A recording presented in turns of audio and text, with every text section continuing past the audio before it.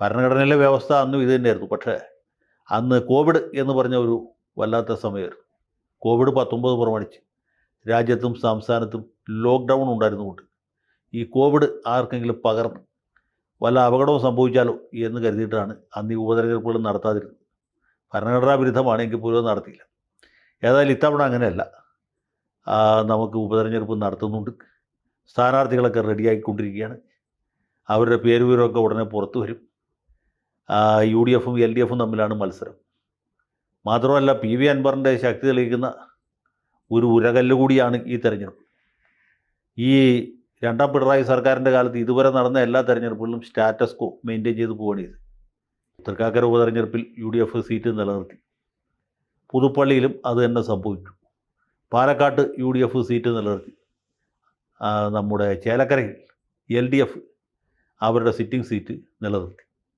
അങ്ങനെ 4 ഉപതെരഞ്ഞെടുപ്പുകളിലും നേരത്തെ ജയിച്ച അതേ മുന്നണികൾ തന്നെ സീറ്റ് നിലനിർത്തുകയാണ് ചെയ്തത്. നിലമ്പൂർ വരുമ്പോൾ അതിനൊരു മാറ്റം ഉണ്ടാകുമോ എന്നാണ് നമ്മൾ നോക്കുന്നത്. നിലമ്പൂർ മണ്ഡലം LDF നിലനിർത്തുമോ അതോ UDF പിടിച്ചെടുക്കുമോ എന്നുള്ളത്.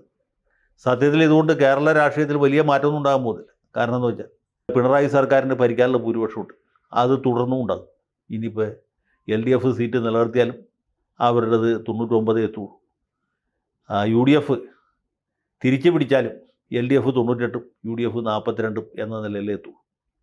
അപ്പോൾ അവിടെ വലിയ മാറ്റമൊന്നും വരാൻ പോകുന്നില്ല. സർക്കാരിന് പ്രത്യേകിച്ച് ഭീഷണിയൊന്നുമില്ല.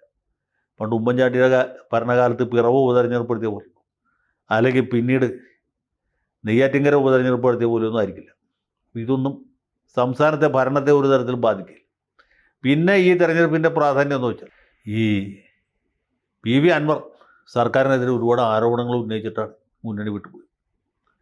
അന്നത്തെ ക്രമസമാധാന പരിപാലന ചുമതലയുണ്ടായിരുന്ന ADGP അജിത് കുമാറിനെതിരായിട്ടും നിലമ്പൂർ പോലീസ് സൂപ്രണ്ടായിരുന്ന സുജിത് ദാസിനെതിരായിട്ടുമൊക്കെ ഒരുപാട് ആരോപണങ്ങൾ ഉന്നയിച്ചു. സുജിത് ദാസിനെ സസ്പെൻഡ് ചെയ്തു.